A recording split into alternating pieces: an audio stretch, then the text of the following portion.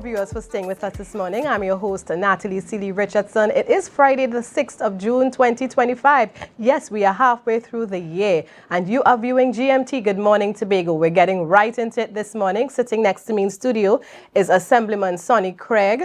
We all know him as the area representative for the Buku Mount Pleasant Canaan area, and he is here sitting in the capacity of Assistant Secretary in the Office of the Chief Sec, and he is responsible for what we know as DECCE. I have to make sure I get that right. A lot of letters there. And that's the Department of Environment, Climate Change and Energy. Good morning, Mr. Craig. Good morning. Good morning. It's a pleasure being here. It's always a pleasure being at Tobago Updates. And as you mentioned, let me say a special good morning to my constituents in Buku, Mount Pleasant and Canaan. All right. It's a pleasure to be here today. Good. And of course, I want us to talk. We know yesterday we had one of your colleagues, Mr. Beckles, on, and we were talking about World Environment Day that was observed yesterday. And we want to continue that conversation, you know, and if you can just give us an idea of the responsibility of that department you had, because some viewers may be hearing that for the very first time. Okay. You know, tell us what that department really, that responsibility is.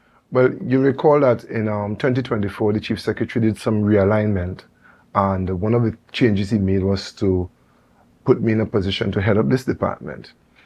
The global situation is dire in some cases, and he thought it prudent to have a department that looks directly at this. And as the acronym suggests, environmental concerns are real, climate change is real, and of course energy, because if I take it the other way around, energy is energy. We need energy. I mean, if you don't have energy, you can't even wake up this morning. Right. And it could be expanded to so many different expressions of energy. We know we are a society that functions basically on a fossil fuel based kind of system to power our lives. And with the advances in technology, there are so many options available, and Tobago should not be left behind. You know, I was recently, up to Thursday, I came back Thursday from an energy conference in Trinidad, and that was yesterday. It finished Wednesday afternoon, so for it to be so. And it was a very interesting conversation. Of course, sitting in an energy conference in Trinidad, you will have all the big players in the oil and gas industry. Yes. And I'm learning, we are learning, because I went along also with Miss Melanie Trim. I must extend condolences to her. She buried her father just yesterday. And one of my staff, Miss Kershel Elliott, was also there with us. And we were able to glean from the movers and shapers in the energy industry. We know that Tobago hosts within our shores and within our geographical space a certain amount of energy. I mean, natural gas and oil and so on. So the conversation will continue. And of course, a lot was said about alternative energy. All right, solar, a lot of conversation on wind. What parts of the country do we have the wind, the velocity we could use to really generate energy? And there was a conversation even as far as wave energy. So these are still early days, but as far as energy is concerned, of course, you know, climate change revolves around the whole idea of the ozone layer, El Nino, El Nina. So the viewers will have to do some research, because there's a lot to talk about. It is. Yeah, and of course the environment, where you live, how you live, and the factors that add or take away from a better standard of living for you as an individual. And there's the environmental concern. That's as simple as I could make it. Right, and I saw in your address to us here in Tobago and even a wider community in observation of World Environment Day, you shared some words, and of course I just want to quote this part: respect for this environment on which we depend for our socio-economic well-being, end of quote. Right, so you have tied the environment to how it sustains us. Yes. Do you think as Tobagonians or people who live in Tobago, we're really serious about how we impact this environment that we depend on? I don't think we have really made it a study. The average Tobagonian lives, and we do not have a high level of industrialization on the island. So then we live within our comfort zone. We do things that we think are convenient to us. And so we might be harming the environment, but because the volume is not that extreme as in larger states, we will not see the impact immediately. A quick example, a good friend of mine, his name is, I'll call his name, Lincoln Archer, and he was telling me that if you live close to a mangrove swamp and the runoff from your kitchen, the soap, the soot that runs out of your kitchen, continually trickles into a mangrove sensitive area, over time it will kill the mangrove. And if you do the chain reaction study, how important mangroves are, because that is one of the arguments that slow down the whole standards conversation. Right. Because mangroves in proximity to where you wanted to put the hotel, and mangrove swamps as nursing or hatcheries for so many different marine species. So if we understand it in that we impact it as simple as the soap water that runs out of your kitchen sink. So we have to become such a disciplined people, because we brag about our beauty as an island, but that is not indispensable. It's not to say, well, it is indefinite. Correct. If we do not do what we should do. Another case in point, I remember as a child, everybody had a fireside in the yard. You know, as children, we had to rake up all the leaves that fell and we burned them, right? Everything was burnt. Now, in an era where we have so much plastics and so much different matters that once you put them into the fire, it exudes these dangerous gases. So our practice of 30, 40 years ago definitely need to change going forward, because obviously 40 years ago we didn't have so much plastic in this space. And if you notice in my comments, we spoke to plastics. Yeah. And that is something that we really have to control on the island. We're talking about the environment and how we should, coexist, right?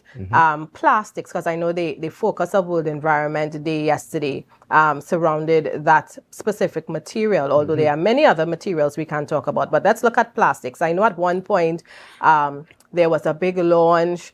We had a gentleman, I think, and may have been in partnership with THA. I stand to be corrected for that. Encouraging people to drop off their plastic bottles in bins strategically located by schools, public areas. And I was heavily involved in that because I have one of my sons, that's Mr. Recycle. He's always fussing that he doesn't see different bins to put things in so he would be collecting hundreds of plastic bottles, and I have to go, ever so often to let him put them in the relevant bins. Future leader. But I'm not seeing that anymore. So give us an update, because I know there was a big publicity about it. Is that still available for members of the public? Well, there are some challenges with that program. Okay. One, I'll take it back to the doorstep of the average citizen. Those bins were so compromised in certain areas. Right. You wouldn't believe some of the things people threw in those bins. Right. And that created a real logistic nightmare just to sort out that garbage. I can imagine, to get the plastic bottles out of it. I would like to tell you what are some of the things people threw in there, but they threw things in there that were so far removed from what plastic is that it created stench. Right. Right? You understand where I'm going? Yes. It created extreme stench. So I'm encouraging the public to try to cooperate with these programs to ensure we get the purest collection, if you want to have a better term, because it's not garbage, Right. No, it's recyclables, because garbage is what we can't use again. And the program is on a slow. There are legal concerns to be sorted out, but still the collection drive continues. Right. Yeah? But how do we get us, including myself, to have that mindset? Because I think there's a lot of educational information out there. Sometimes it's sitting there and people want everything to come to them. But as concerned citizens, and as you rightly said, Tobago is such a beautiful place, but it's not going to be like this forever if we continue along this pathway. How do we get people to understand that even while you're brushing your teeth, leaving your tap water running, has an impact on the limited water resource, on the environment, You mentioned the runoff to the swamps. You know, we have this individualistic attitude. Well, that's just my water. But when you think it's not you alone, it's your neighbor, the whole village, and all the water running there, you know, you can just imagine what can happen. How do we change us? Right. You mentioned information is out there. And I know most people, if not everybody, has one of these. And they have access to the entire world and what's happening. And if you had the privilege, I say privilege is not a nice place to really be, but if you had the privilege of going to the landfill at Tobago originally began as 10 acres, which I think could have been used differently. But at the time when they began using the landfill, recycling was not such a big conversation.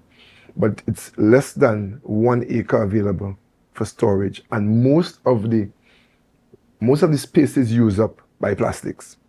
Plastic bottles, plastic bags. And if you use your device and just do a simple YouTube check on recycling plastic, you'll realize that in the larger world, people survive on this. There are people who collect these on the shopping carts in the cities, and they exchange them for small money. But so we as a Tobago House of Assembly are at the beginning stages. There's so much that this fairly-led administration want to do for Tobago and still will do for Tobago. And one of the constraints we had for really getting deeply into the recycling of plastics and everything else is funding. Basic funding. The previous regime, whether it's deliberate, and I believe it's deliberate, or funding was not as disciplined as we would like it to be. We are hoping for a different arrangement now. But there is so much that we want to do. We even have foreign partners who are seeking to, foreign patrons who are seeking to go into partnership with the THA to set up recycling hubs on the island. These things would have to be dealt with carefully, and of course, but the original question about what could we do, there is a sense of patriotism that we might be losing as Tobagonians. I remember recently some European scientists came to Tobago, and they were so impressed as how clean this place was. And I'm talking about during my time, maybe 2021, 22, around that area. And they were so impressed with how clean this place was. And I am not impressed with how clean this place is. But apparently, when they make the comparison to wherever they came from, they think that Tobago is top of the line, you know. I'm not going to use that as a measuring stick, because when you get home, well, it's when I get home and I approach my property, I try to look at it as a passerby. You know, we as Tobagonians, we take pride in where we live, and we should take pride in where we live. We should take pride in ourselves, you know, from personal hygiene all the way out. And as you dig into that part of you, right, from your bath, everything, to how your bedroom is. Could you go home this evening and just go and lie down because you made up your bed this morning and it's put away nicely? I want to encourage Tobagonians to develop that sense of self-discipline. So then when you learn the route that the society is going, and when you look at it and you hear the conversations about plastics and burning plastics, you could be able to say, because it's part of your DNA now, that this is something I want to cooperate with, and it's something I want to desist from doing, continuing to do. And we really have to encourage each other, you know. I always end our Friday show by saying, I am my brother's keeper, and it's something that we don't like to hold to, but we really need to encourage each other. And I just want to ask you, because I know our time is pretty much gone, what are some of the initiatives coming out of this department? Right. So, as we on plastic, early in our term, we looked at the possibility of removing the use of plastic bags from our retail outlets. I was blessed to go to 2 Caribbean islands, one in 22, one in 23, where I witnessed going to the grocery, where I witnessed the cashier asked me, "Do you have a bag?" I said, "No." She pulls a bag from below the counter and she swipes it, $1. Yes. And she packs my goods into the bag. And the bag is a biodegradable bag. And it is the Chief Secretary working to have this change come to the island. And we sourced enough bags to give every family in Tobago 3 bags. Back to funding again. It was stuck. Right. And that is something we hope to bring on course before the end of the year, where we are going to give you the blessing of your first 3 bags. A large, a medium, and a small. When you go into the supermarket, you go with your bag. Right. And you see some of the big supermarket chains, even right in Trinidad. Right in Trinidad. You know, you would make that one-time purchase of the bag. Yes. Right. And you usually, the expectation is that you return with it so that you don't have to use the plastic bags. And in a lot of places, you know, we are so spoiled here, viewers. We like everything for free. And many of you, I know, expose and travel. And you very well know when you go in the supermarket, you pay for that plastic bag. You know, and when you hear it being discussed here, you get very you know, adamant or against it, but that's just how it works. And paying is so strange, eh?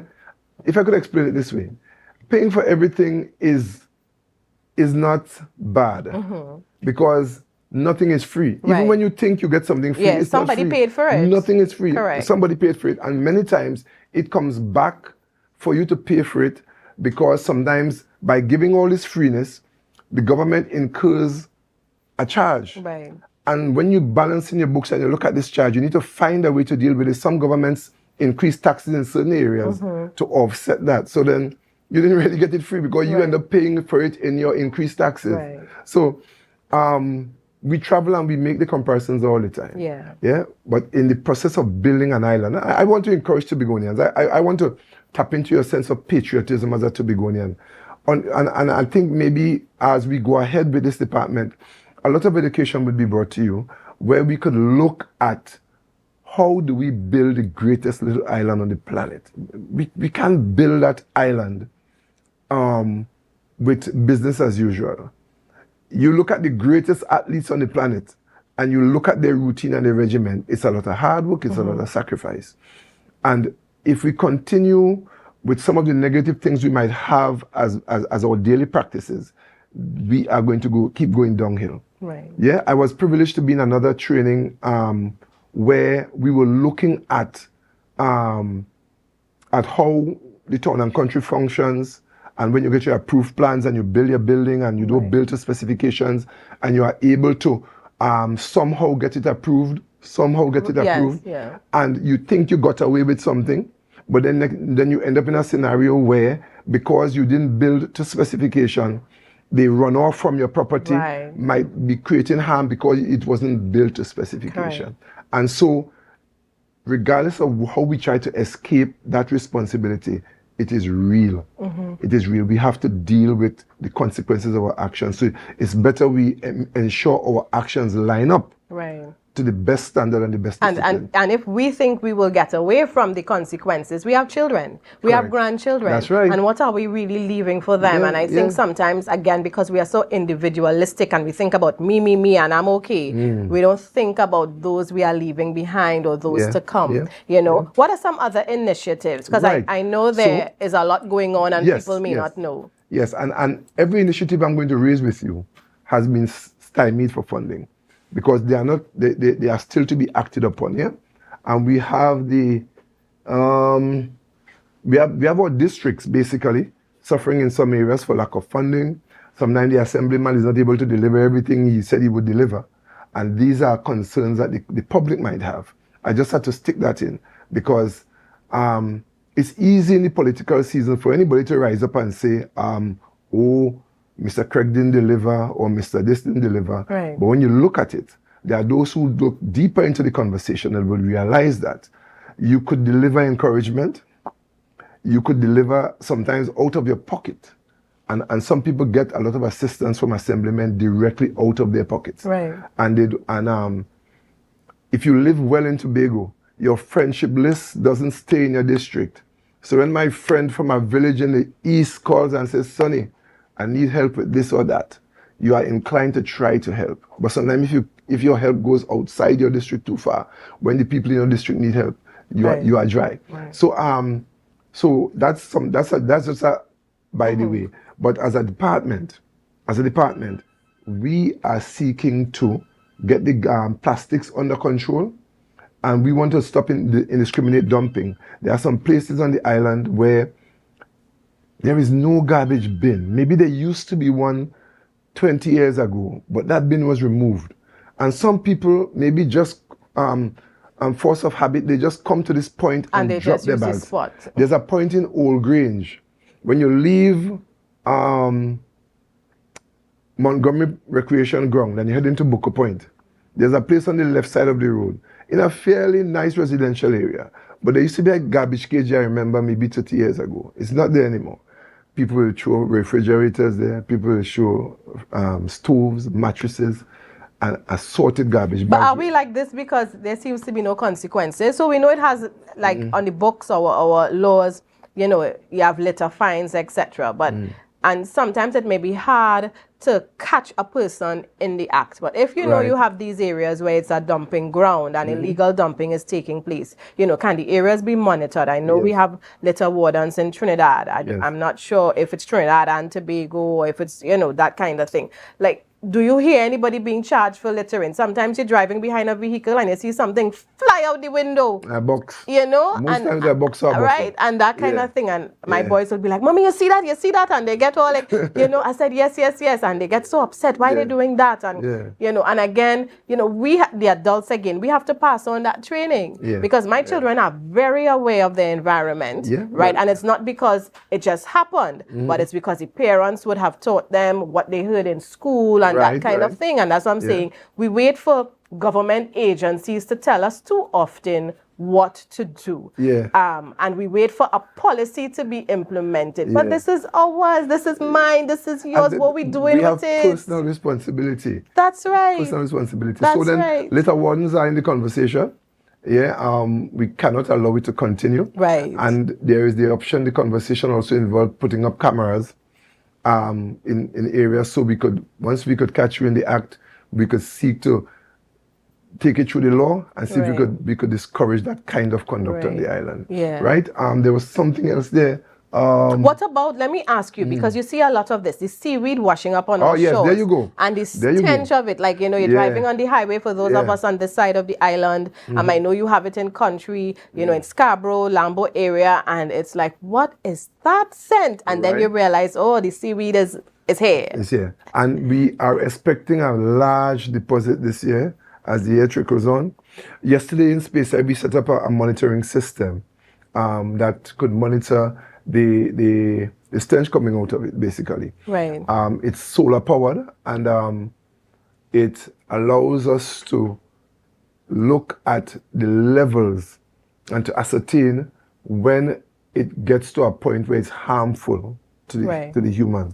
We set up this mechanism on the compound of Speyside High, and we didn't do it arbitrarily. We had foreign partners working with us, and we did the total analysis as to where is the best place to put it. And you'll appreciate that Speyside, by virtue of that dish type shape, that horseshoe type, when all the seaweed comes into the bay, the concentration allows and the wind direction allows for the best point at which we could monitor this.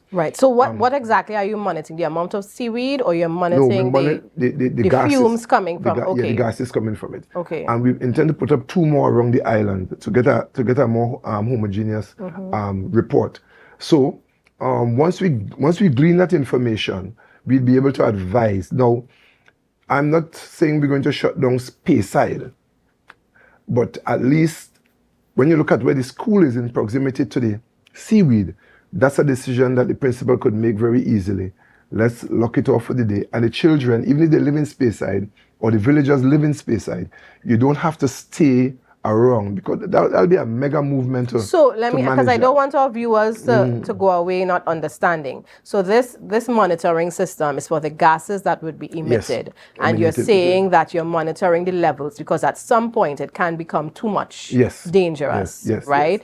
And the idea is to monitor that. So let's assume that it's at a dangerous point. You collect this data and you realize, okay, for the last week or couple days, however the intervals have to be for it to be flagged, you know, it's reading this. what's the plan to do with that? What's the plan, you know, To do in with the collecting that information? data? Yes, because Right. we're very good in this Trinidad and Tobago place of collecting data. But Yeah. what do we do with it? Right, but you have the data. Yes. And you have your beautiful children in the school right there. Yeah. Which could be, it's on the front line, basically.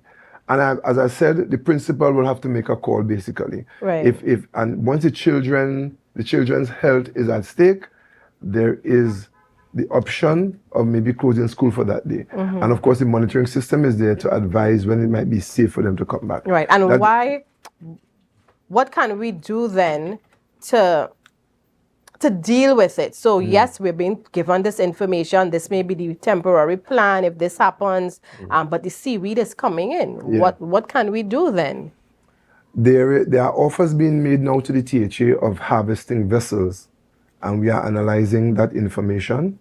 These vessels have these rotating belts in the water and storage bays that could trap the seaweed out at sea.